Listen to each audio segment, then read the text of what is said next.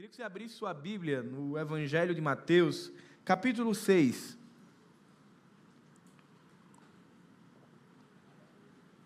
Você vai abrir Evangelho de Mateus, capítulo 6, versos 19 até o verso 21, e depois a gente vai dar um pulinho e vai ler o verso 33. Mas, por enquanto, deixe sua Bíblia aberta neste texto.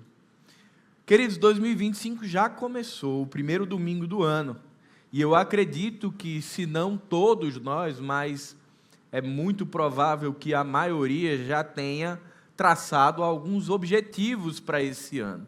Alguns sonhos, alguns projetos, alguns desejos que estavam ali no papel ou na mente, mas que em 2025 a gente pretende tirar do papel e trazer para a prática.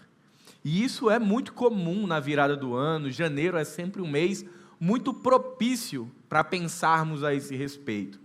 Tem aqueles que vão dizer assim: olha, esse é o ano da mudança, vou começar a minha sonhada e esperada dieta. Esse ano eu vou mudar de vida, vou comer bem.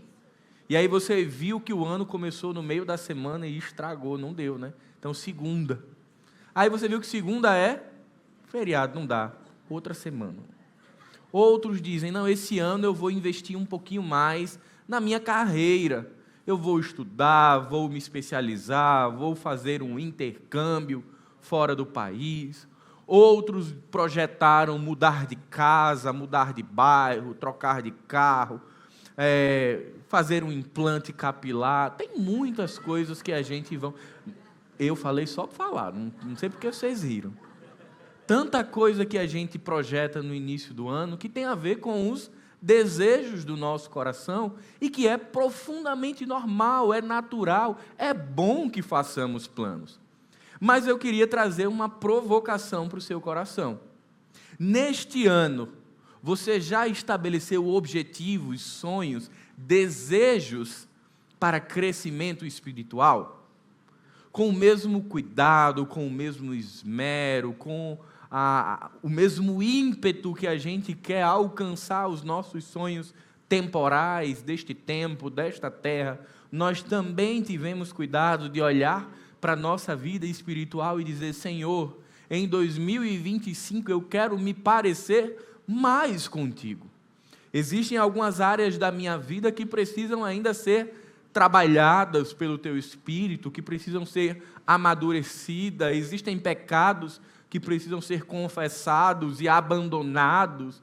Existem áreas que precisam ser aprimoradas e eu quero investir tempo, esforço, energia, disciplina para me parecer mais com Jesus em 2025. Você já fez isso? Você hoje já está pronto para dizer que áreas da sua vida você deseja crescer no Senhor?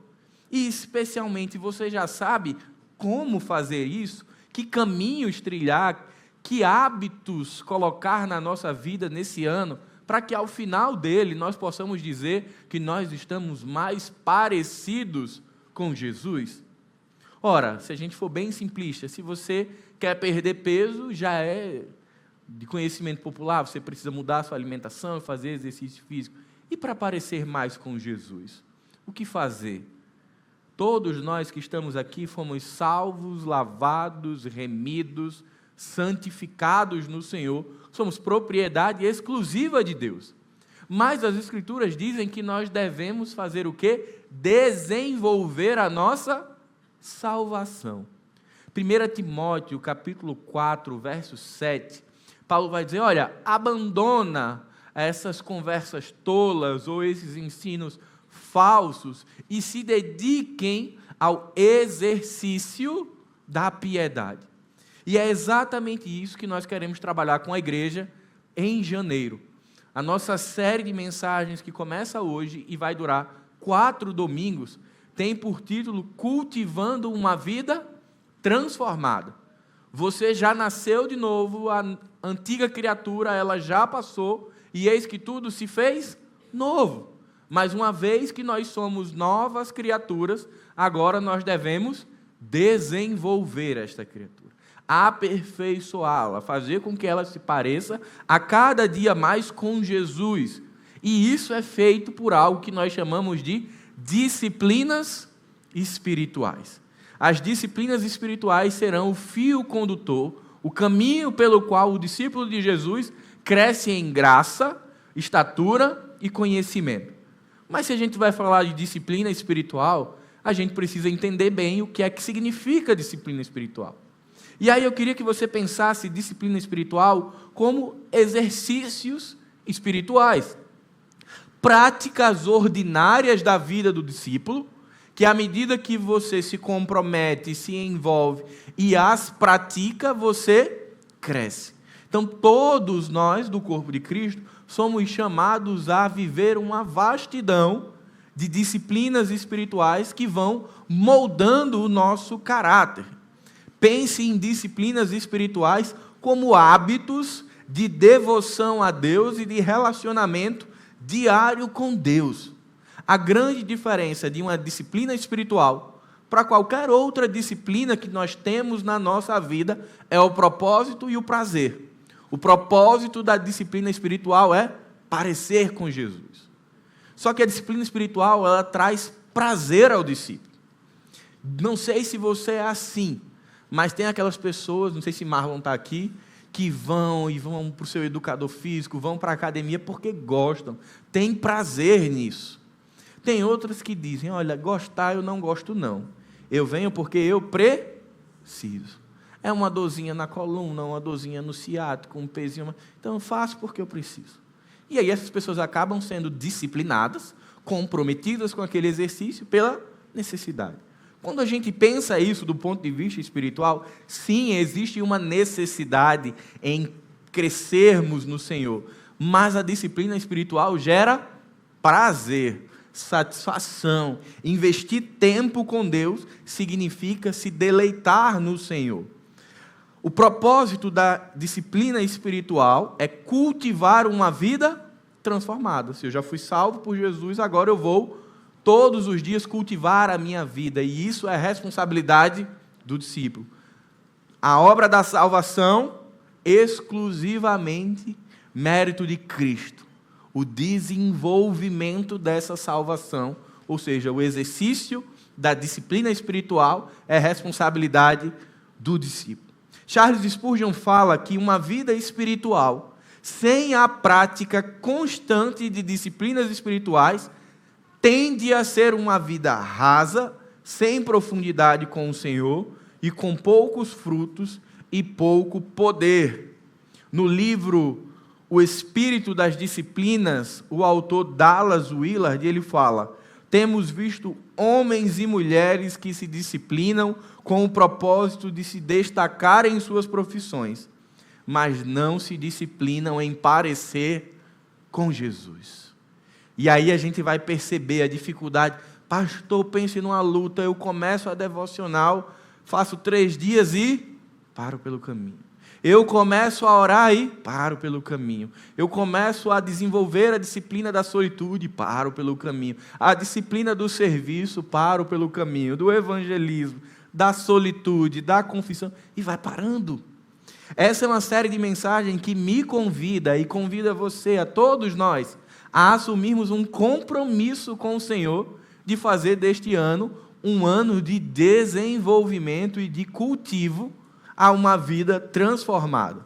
E aí a Bíblia vai trazer para a gente, queridos, uma vastidão de exercícios para fazermos.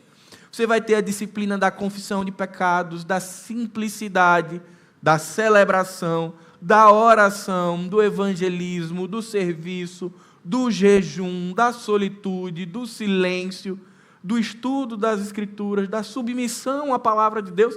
E a gente poderia ficar mais alguns minutinhos aqui falando sobre essas disciplinas. Mas, de maneira geral, a gente cresce aprendendo 3 delas. Todo cristão precisa orar, falar com Deus, precisa estudar a Bíblia, e alguns conseguem ir a um nível maior e fazer jejum. Não consegui ainda, quem sabe esse seja o ano. Mas, gente, não é só isso. A vida com Deus, ela naturalmente passa por orar e ler a Bíblia. Mas ela não é só isso. Existe um mundo maravilhoso a ser explorado por nós. E hoje eu queria convidar você a, junto comigo, explorar o universo da simplicidade. Sim, cultivarmos em 2025 e nos próximos anos a disciplina espiritual da simplicidade. Volte seus olhos, Mateus 6, de 19 a 21. Não ajuntem tesouros aqui na terra, onde as traças e a ferrugem os destroem, e onde ladrões arrombam casas e os furtam. Ajuntem seus tesouros no céu, onde traças e ferrugem não destroem, e onde ladrões não arrombam nem furtam. Onde seu tesouro estiver, ali também estará o seu coração. Verso 33. Busquem em primeiro lugar o reino de Deus e a sua justiça, e todas estas coisas lhe serão acrescentadas. Pai bendito, nós queremos te agradecer, Senhor, pelo privilégio de estarmos aqui como igreja do Senhor, publicamente reunida, proclamando, adorando, reconhecendo que só Tu és Senhor sobre as nossas vidas. Pai, abre o nosso coração para a Tua palavra, que possamos, ao longo deste ano, cultivar essa disciplina da simplicidade. Em nome de Jesus, amém. Esse texto ele tem 3 grandes ilustrações sobre a realidade da Palestina, do Oriente, nos tempos bíblicos. As pessoas que eram consideradas ricas, aquelas que tinham maior destaque dentro da sociedade da época, elas iam ter 3 características marcantes. A primeira delas era o tipo de roupa. Eram roupas finas, luxuosas, de linho fino, púrpura, vermelho. Então você olhava na sociedade e pela roupa você identificava ali a que público aquela família participava. A segunda característica era o tamanho dos celeiros que armazenavam o que foi colhido no último plantio. Então, quanto maior o celeiro e mais farto fosse ali o mantimento guardado, maior era o poderio financeiro e social daquela família. E a terceira característica era o tamanho ou o valor dos tesouros escondidos dentro das casas. Então, as pessoas que eram abastadas socialmente se vestiam bem, tinham uma boa reserva financeira ali de mantimentos, de grãos, e tinham em suas casas reservas também de alto valor. E aí eu queria compartilhar com você, porque é sobre este movimento que nós vamos falar hoje. Não que isso seja errado, de maneira nenhuma. A gente não vai falar sobre uma visão aqui ascética, não. Mas é sobre entender que existe um perigo muito grande quando essas questões se tornam ídolos na nossa vida. E quando nós passamos a entrar no ritmo que o mundo caído gerou, que nós precisamos de mais, porque precisamos de mais, e quando alcançamos o que temos, a gente dobra a meta, porque a gente precisa de mais, e aí a vida vai sendo esvaída e começa a não ter tempo para o Senhor, não ter tempo para a família, não ter mais alegria no que se tem, porque o tempo inteiro eu preciso ter o que o mundo diz que eu tenho que ter. Porque ai daquele que não tiver as posses e os selos que o mundo diz que tem. E Jesus nos chama a uma vida muito simples. E olhar para a Escritura é perceber que para ser feliz a gente só precisa de Jesus. E que todas as outras coisas são detalhes. Então, falar sobre a disciplina espiritual é um movimento contrário ao que a gente tem vivido hoje. Eclesiastes capítulo 7, verso 29 diz: tudo o que aprendi se resume nisto. Deus nos fez simples e diretos, mas nós complicamos tudo. Nova tradução da linguagem de hoje. É uma grande verdade o que a Bíblia está falando. Desde o momento da queda, o homem tem se esforçado, geração após geração, em incluir complexidade à vida, dificuldade à vida, necessidades que não existem, que não são naturais, que não foram projetadas por Deus, mas que o homem impõe a si mesmo e diz: olha, você precisa disso para ser reconhecido. Você precisa conquistar este lugar profissionalmente para que você tenha valor. Você precisa ter esta marca de telefone ou esta marca de roupa ao morar neste bairro, porque se você não tiver tudo isso, você não tem valor. Ou você não vai participar da classe A da sociedade. E o Evangelho está dizendo para a gente que não tem nada a ver com isso. Jesus está dizendo no capítulo 6, não sejam acumuladores do que a traça corrói, do que o ferrugem corrompe ou do que os ladrões roubam. Juntem tesouros no céu. Richard Foster, em seu livro Celebração da Disciplina, ele diz: esta vida complexa em que nos metemos tem nos imposto necessidades que não temos para impressionar pessoas que nem conhecemos.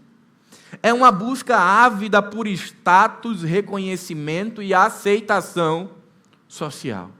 Pastor, você está exagerando. Queridos, hoje em São Paulo, existem algumas empresas, não sei se vocês já viram isso, que alugam iPhones. Alugam. Porque as pessoas vão para uma determinada festividade. E para serem aceitas, e elas não têm um iPhone, elas locam um celular.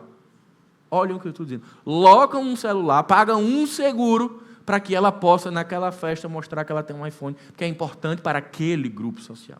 Eu não estou dizendo que nós vivemos isso, eu estou dizendo a esquizofrenia que a sociedade tem vivido. As pessoas alugam. Antes de ontem, no Globo Esporte, um jogador do Cruzeiro sendo apresentado, eu fiquei sem entender o que eu via. A camisa dele toda furada, cheia de buracos. Não faz muito tempo, mas se eu saísse de casa com a camisa furada, minha mãe brigava comigo. Menino, não tem outra camisa não para sair? Vai sair com a camisa furada. E o jogador estava com a camisa cheia de buracos, porque era uma camisa de uma marca muito famosa. Então, é uma loucura que tem se vivido hoje, e que se a gente não tomar muito cuidado de desenvolver uma vida centrada no Evangelho, a gente acaba sendo consumido por isso.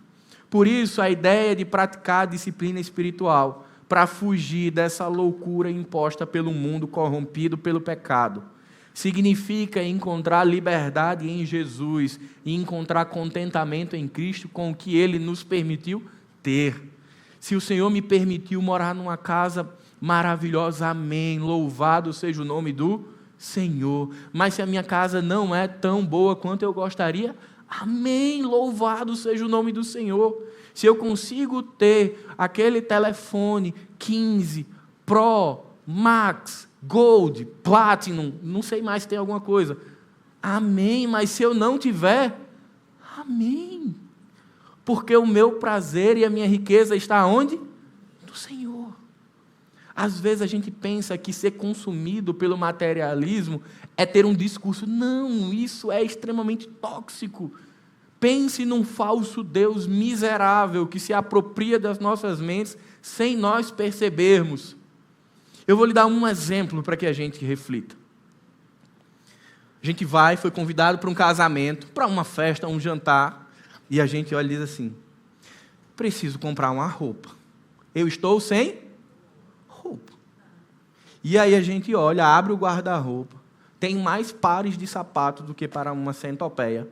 Tem mais calças, bermudas, paletós, bonés, do que para uma família de 30 pessoas, mas a gente tem a percepção de que não tem. Porque, na verdade, existe uma preocupação que o mundo colocou, que é, se eu postar no Instagram, as pessoas vão ver. Imagina-se que tem alguém com tempo de ficar olhando o Instagram para contar no último ano quantas vezes você usou aquele paletó azul. E aí eu não posso repetir, ir para outro casamento com paletó azul, porque vão perceber e vão dizer, na hora do jantar, vocês viram o pastor repetir o paletó azul pela 5ª vez no ano? Meu irmão, isso a gente não percebe. E aí a gente precisa comprar uma roupa nova para que as pessoas não falem. E a gente não vai percebendo. A mensagem que a gente quer trabalhar hoje, ela é chata, ela é dura, porque ela mexe nesse ponto. Porque ela nos convida, sim, a desfrutar de tudo aquilo que o trabalho, que o esforço tem nos proporcionado, e é bênção, é graça de Deus. Mas ela vai nos provocar a colocar tudo isso no lugar certo. Porque os primeiros lugares são reservados para as primeiras coisas. É de Deus. Então, se essa vida consumista tem ocupado os primeiros lugares, ela precisa hoje, em nome de Jesus, sair do primeiro lugar. porque o primeiro lugar é de Jesus. E aí a gente desfruta de tudo que o Senhor nos permite, mas sabendo qual o lugar de cada uma dessas coisas. E aí eu queria que você acompanhasse comigo alguns ensinos que a palavra de Deus traz para nós nesta manhã. Primeira recomendação: não acumule o que a traça pode destruir. No tempo bíblico em que nós estamos lendo, existe aqui um abismo de mais de 2000 anos entre o texto e nós. Mas as pessoas tinham essa forma de se representar socialmente por meio da sua roupa, do luxo, da qualidade do tecido e especialmente das cores que eram inseridas naquele tecido. E o que Jesus está dizendo para aquela época, mas também para nós, é que é insensato colocar o nosso coração naquilo que a traça pode corroer. Jesus está nos advertindo que nós não podemos ter o nosso coração, a nossa alegria, o nosso contentamento, a nossa satisfação naquilo que pode ser facilmente destruído. Ora, se comprarmos a melhor roupa da marca mais importante, com o melhor tipo de tecido, se você não cuidar, no primeiro dia que a traça pegar, tchau, acabou, ela vai rasgar. Se você comprar a melhor roupa, do melhor tecido, da melhor loja, e você for andar e você sem querer enganchar em alguma coisa, a sua roupa vai rasgar. E aí tudo aquilo que foi objeto de desejo, objeto de esforço, de fascínio, se esvai. Eu lembro que anos atrás eu queria muito ter uma camisa e comprei a camisa, e acreditem, não é mentira, no primeiro dia eu fiz um furo nela. No primeiro dia, foi da forma mais improvável. Essas janelas assim, com um gancho, eu passei e fiquei espetado na janela, e o negócio dela entrou e furou a minha camisa, que eu nem tinha pago ainda. Foi a maior tristeza, porque eu nem tinha pago a camisa. E aquela camisa, que eu estava muito feliz, porque eu tinha comprado, e olhem, aparentemente eu estava o quê? Feliz, eu comprei aquilo que eu queria, que era objeto de desejo. No primeiro dia, ainda fora o carão que eu levei em casa, no primeiro dia eu rasguei a camisa, e a minha falsa alegria se tornou uma real tristeza, porque a camisa não serviu mais, porque eu não ia remendar a camisa com buraco. Quantas coisas na nossa vida têm gerado falsas alegrias, e no outro dia, ou no mesmo dia, se tornam em realidade de tristeza. É exatamente sobre isso que Jesus está nos advertindo. Viver uma vida voltada para acumular bens, bens e bens, é permitir ser corroído como por um vício em drogas. Quem consome drogas todo dia, à medida que ele consome, ele precisa de mais. A dosagem é maior, a frequência entre o uso diminui, a necessidade se torna incontrolável, e não ter aquilo gera abstinência, sofrimento. Infelizmente, às vezes, conscientemente ou inconscientemente, nós permitimos que o nosso coração seja absorvido pelo desejo de ter as coisas, para parecer que somos algo, para impressionar pessoas que nem conhecemos. Eu costumo brincar lá em casa, se a gente fizer um prato com camarão, não vai para o Instagram. Mas se for cuscuz com ovo, não vai para o Instagram, a não ser que seja um cuscuz com ovo francês, uma coisa assim, bem elaborada. Então não vai. Por quê? Eu vou brincando, gente, para provocar o seu coração e o meu coração. Por que que, sem nós percebermos, nós somos influenciados por tudo isso? Tem coisas que vão para o Instagram, não tem? Tem coisas que não vão para o Instagram. Qual a preocupação do coração de Paulo e do seu ao selecionar o que pode ser visto e o que não pode ser visto? É a preocupação do que a sociedade vai pensar a respeito do que nós somos ou do que nós temos? Nosso grande desafio esse ano, meus irmãos, é o meu grande desafio, e eu gostaria que fosse o seu grande desafio, é impressionar este mundo pelo Jesus que é apresentado nas nossas vidas, e não pela roupa que nós temos, pelas casas que nós moramos, pelas viagens que nós fazemos, ou pelas roupas que nós vestimos. Essas impressões deixadas pelo que nós possuímos não transformam a vida de ninguém. Mas se você impressionar as pessoas por Jesus na sua vida, se eu conseguir impressionar as pessoas pela vida que eu cultivo em Jesus, bênção 2025. Mas é uma luta. Fugir dessa armadilha de Satanás para consumir o nosso coração exige muita disciplina. Cultivar a disciplina da simplicidade, queridos, é fazer um esforço tremendo para fugir da escravidão das coisas temporais. Ah, pastor, então eu não posso ter mais? Não, não é isso, pelo amor de Deus. Você pode ter. E se você tem condições, tenha. Desfrute do que Deus lhe deu. Apenas coloque isso no lugar certo. Apenas coloque as posses, as propriedades e os bens no lugar que lhes são de direito. Porque as primeiras coisas precisam ser ocupadas pelas coisas de Deus.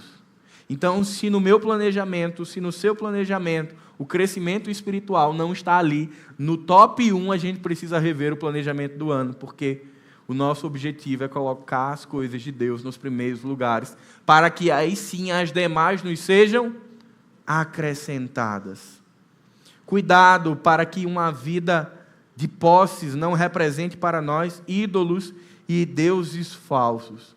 Que esse seja um ano de nós experimentarmos a realidade espiritual de ser simples. Podemos ter muitas posses, mas podemos ser simples e encontrar contentamento naquilo que Deus nos deu. Foi por meio dessa disciplina que o apóstolo Paulo conseguiu falar aos filipenses, que ele encontrou contentamento e satisfação quando ele tinha só muito. Quando eu tinha muito, sobrepujando, grandes celeiros, com grandes reservas, com as melhores roupas, com o iPhone 22, eu estive contente. É isso que Paulo disse? Não, certamente que não. Eu aprendi a estar contente quando tinha muito e quando tinha pouco. Porque ele entendeu que o contentamento, a alegria dele estava no Senhor. Segunda recomendação, não acumule o que a ferrugem pode corromper. Obviamente que nos tempos bíblicos, a ideia de ferrugem que você lê no texto não é dióxido de ferro. Aqui é a ideia de algo que destrói. Quando Jesus está falando isso, para o judeu, para o palestino, era muito nítido a ideia de um celeiro cheio de grãos, muito bem cuidado, mas que se houvesse algum buraco, algumas pestes poderiam entrar e destruir toda aquela reserva. Então, o que Jesus está dizendo é, não acumulem o que pode ser comido. E aí é óbvio que no contexto do texto eram cereais, eram grãos. Você poderia ter um celeiro do tamanho deste templo, cheio até o teto de reserva de grãos. Mas se uma peste entrasse no celeiro, ela poderia comprometer toda a reserva e aquela pseudo-segurança. Porque veja bem, nos tempos de escassez, quem tinha um celeiro cheio de grãos estava guardado, estava seguro, despreocupado. Mas bastava que um rato ou qualquer outra peste entrasse naquele celeiro e aquela reserva seria o quê? Destruída. Jesus está falando, não acumule esses tipos de bens. A ideia aqui não é de quantidade novamente, é de ancorar a nossa segurança naquilo que nós temos. Vamos trazer isso para o nosso tempo? Acho que ninguém aqui tem celeiro cheio de grãos. Hoje, se a gente fosse ler o texto à luz da nossa realidade, seria uma boa reserva financeira com bons investimentos aplicados. Pastor, então é errado? De maneira nenhuma. É fundamental que o cristão seja diligente com os seus recursos, que, se possível, gaste menos do que o que ganha, que tenha uma reserva financeira, que, se possível, aplique. Isso é o ideal. O problema é que, algumas vezes, se nós não formos muito cautelosos e zelosos, essa estrutura vai gerar o sentimento de segurança. Rapaz, se tudo der errado aqui, eu tenho pelo menos 12 meses de reserva financeira que permite cuidar a minha vida sem preocupação, porque eu consegui, porque eu guardei, fiz uma reserva, eu estou seguro. O que Jesus está advertindo nesse momento é sobre essa falsa segurança que as propriedades dão, que as reservas financeiras dão. Se lá nos tempos bíblicos uma peste poderia consumir um celeiro de trigo, hoje uma crise financeira mundial, um colapso bancário, um golpe de Estado, são uma infinidade de possibilidades que podem quebrar a economia. Uma inflação não controlada, e a gente para por aqui, poderia simplesmente fazer com que aquela segurança se esvaísse. A simplicidade, ela é um convite à dependência. Senhor, eu fiz o meu papel, eu guardei, fiz a minha reserva, fui responsável, mas a proteção da minha vida, ela é do Senhor. Ainda que o celeiro de trigo acabe, ainda que a reserva bancária se esvaie, onde está ancorada a nossa segurança? No Senhor. A disciplina espiritual da simplicidade nos faz pensar naquilo que é eterno e não no que é transitório. Nos faz pensar naquilo que é duradouro e não no que é passageiro. A simplicidade nos faz pensar naquilo que dura para sempre, e não em carros, casas, cargos. Gente, eu costumo dizer que a vida, muitas vezes o Senhor nos permite viver situações de profundo aprendizado, especialmente para os que são mais jovens. Talvez quem tenha mais tempo de vida aqui já tenha aprendido isso. Você sai do ensino médio e você diz: eu vou estudar e eu vou ser o melhor. E aí, se você conversar com os jovens, todos têm, uma grande porcentagem, todo mundo acha que vai ser CEO, CFO, diretor, gerente. Não vão existir outros cargos no mundo, porque todo mundo acha que vai ser. Vou montar um empreendimento e vai ser um sucesso. Eu vou ser o número 1 do meu negócio na minha região. Missão da empresa, ser referência no Norte e Nordeste. Não cabe. Aí a vida chega e diz: olha, deixa eu te falar, se toda a empresa só tiver CEO e CFO, não tem quem faça as outras coisas. E aí a gente começa, perceba como isso é sutil. Pastor, mas a gente tem que falar sobre isso. Tem.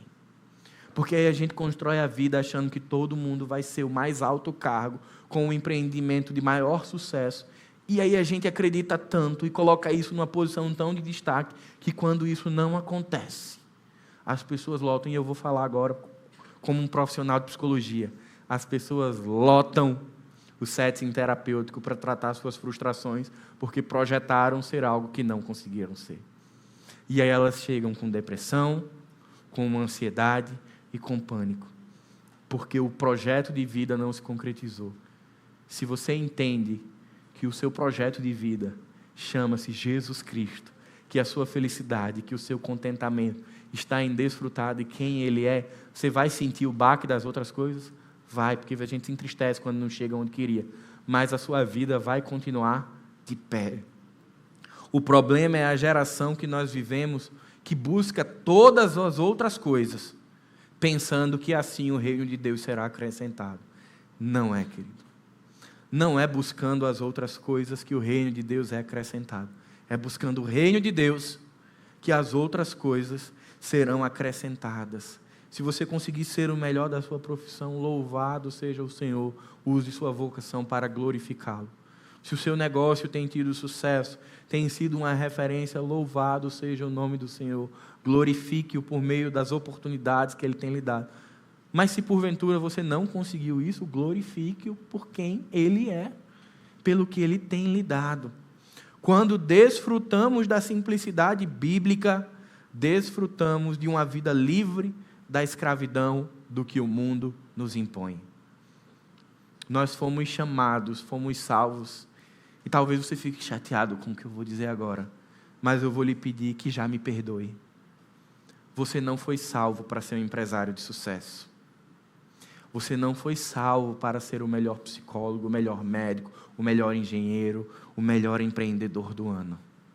Você não foi salvo para no final do ano receber uma condecoração de honra, de destaque pela sua profissão. Você não foi salvo para isso. Você foi salvo e eu fui salvo para glorificar a Deus em tudo que fazemos. Gente, isso é tão difícil. É uma pancada. Pedro estava brincando de manhã. A gente vem estudando a série juntos. Pedro disse: eu não queria ter vindo não hoje. E eu falei: nem eu queria estar pregando. era para o pastor Marcelo estar pregando. Porque é uma pancada naquilo que o mundo nos ensina desde cedo.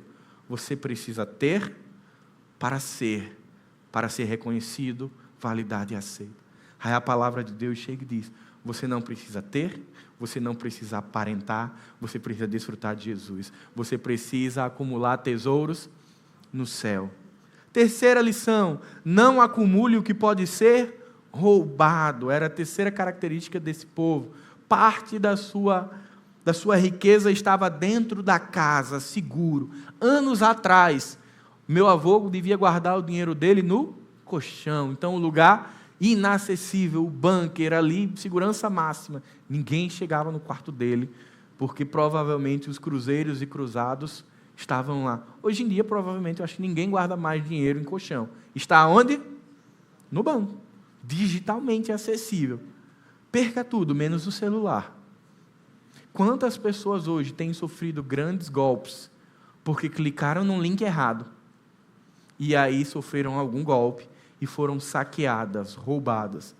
Jesus está dizendo: não acumule aquilo que pode ser roubado. De novo, pastor, é sobre posse? Jesus está querendo dizer que existe um limite do que eu posso ter? Não, não é isso. Não é uma visão ascética sobre os bens. É novamente sobre o lugar que essas coisas ocupam na nossa vida. Junto com sua riqueza também está o seu coração. Meu Deus, como eu amo ter isso aqui, que eu lutei a minha vida para conquistar. Mas se eu perder, minha alegria vai junto. Eu lutei para chegar onde eu cheguei hoje profissionalmente, aí veio uma doença inoportuna e me colocou ali debilitado, e eu perdi essa oportunidade, ou esse lugar que eu ocupava. E aí, emocionalmente, ladeira abaixo, porque eu perdi o meu tesouro. Poxa, eu lutei para comprar isso aqui, a casa dos meus sonhos, o empreendimento do meu sonho, no bairro que eu queria, e aí eu perdi isso. A alegria vai junto. Por isso, meus irmãos, a gente não deve dar a essas coisas o lugar de primazia. Olhem o que as Escrituras falam sobre um Deus chamado dinheiro, mamon. Dinheiro é importante? É importante. Dinheiro é quem detém a nossa felicidade? Não. Detém a nossa segurança? Não. Salmo 62, 10. Não confiem na violência, nem esperem ganhar coisa alguma com roubo. Ainda que as suas riquezas aumentem, não confiem nelas. Olha o salmista dizendo: ainda que a sua riqueza aumente, não confie nela. Poxa, eu dupliquei a minha renda familiar, tripliquei, quadrupliquei. Meu irmão, não confie na ilusão que isso gera no meu coração. E eu acredito que você também luta contra isso, sobre a falsa sensação de que agora está tudo bem. A Bíblia, o salmista está dizendo: não confie no aumento das suas riquezas. Provérbios 11, 28 diz: aquele que confia nas suas riquezas cairá, porém os honestos prosperarão como folhagens. Lucas capítulo 12, verso 15 diz: prestem atenção, tenham cuidado com todo tipo de avareza, porque a verdadeira vida de uma pessoa não depende das coisas que ela tem, mesmo que sejam muitas. A verdadeira riqueza não depende do que se tem. O tema da nossa mensagem hoje é simplicidade, buscando a verdadeira riqueza. Então, a pergunta que nós precisamos fazer agora é: que riqueza é essa? Se não é material, se não são roupas que a traça corrói, se não são celeiros que as pragas destroem, se não são riquezas que eu guardo como um tesouro, o que será essa riqueza celestial que Jesus está falando?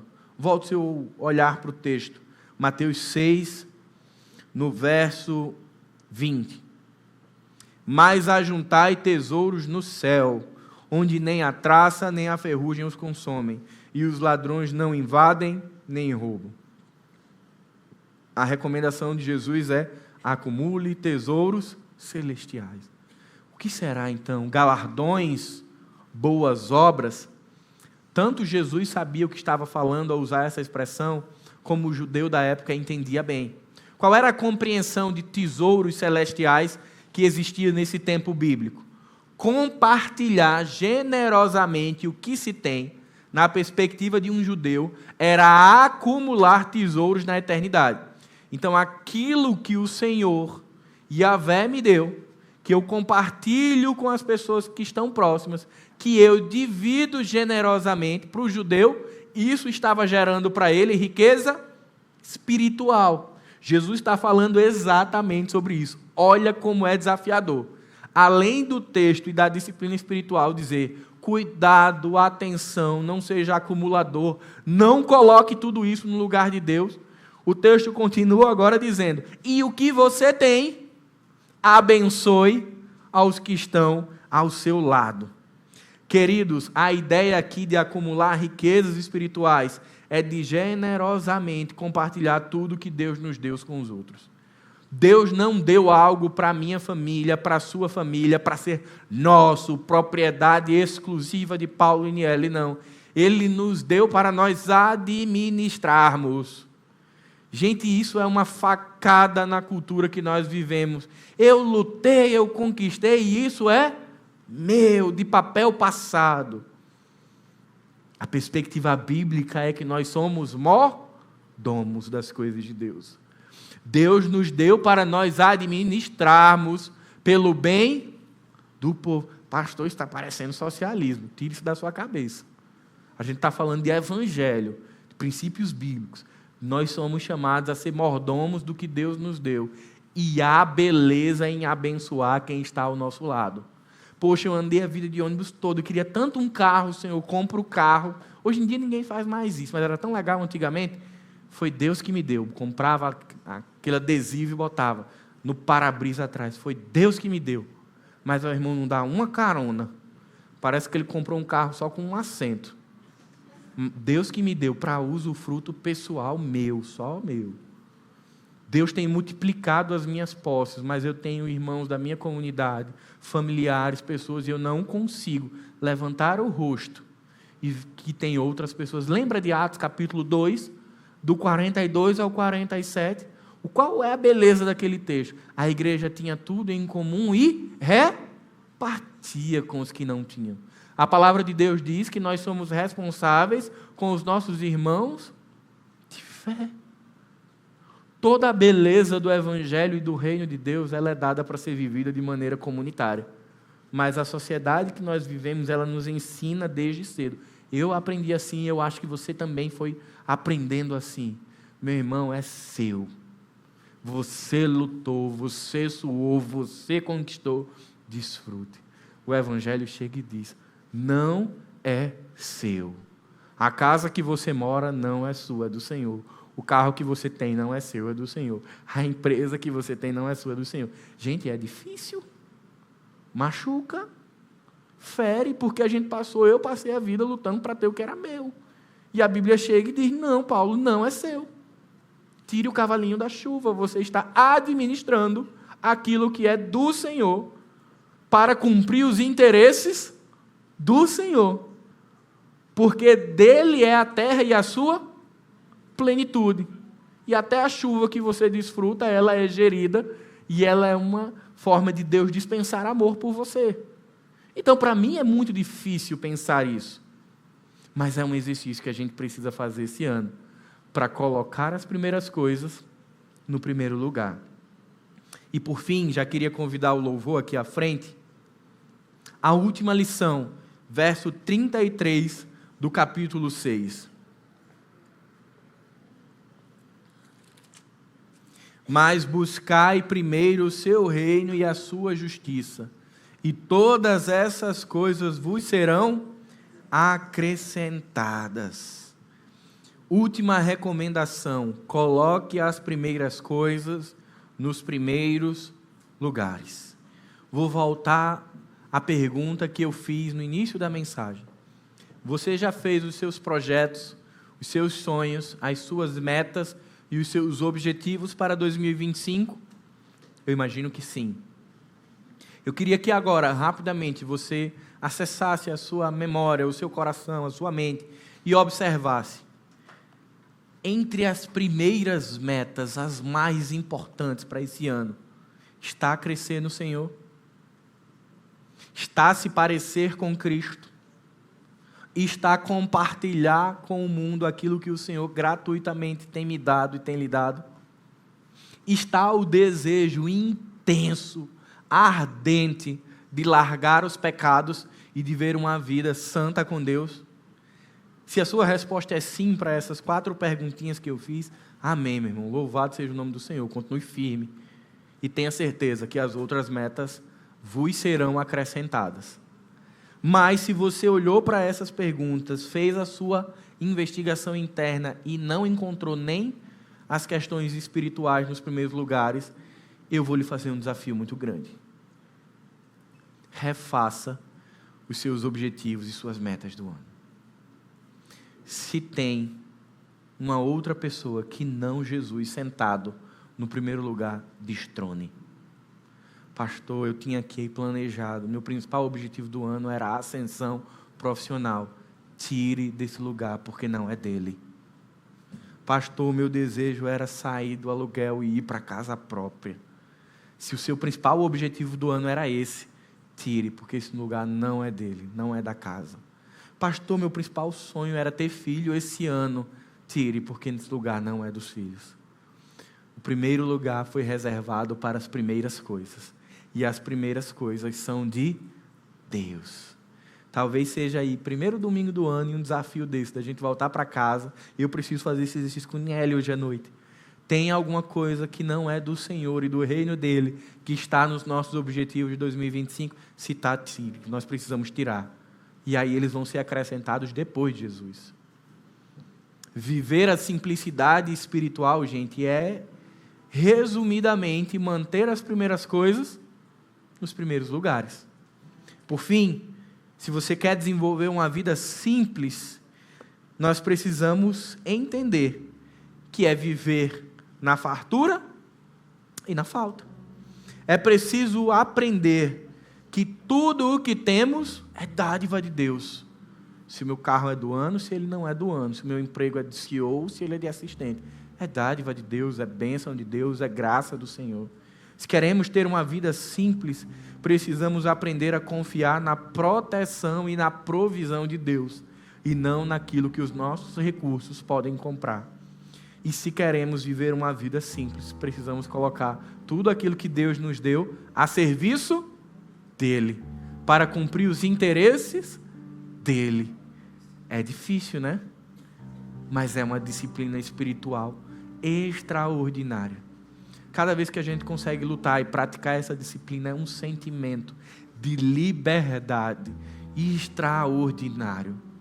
Quando você consegue parar e dizer assim, eu não vou comprar isso porque eu nem preciso disso, é só porque eu quero impressionar aquelas pessoas. E você diz, eu não preciso de mais nada, eu já tenho tudo. É uma liberdade que a gente muitas vezes experimenta pouco ao longo do ano. Essas 4 mensagens são desafiadoras. Semana que vem, a gente falou hoje de simplicidade. Pastor Pedro vai falar de solitude.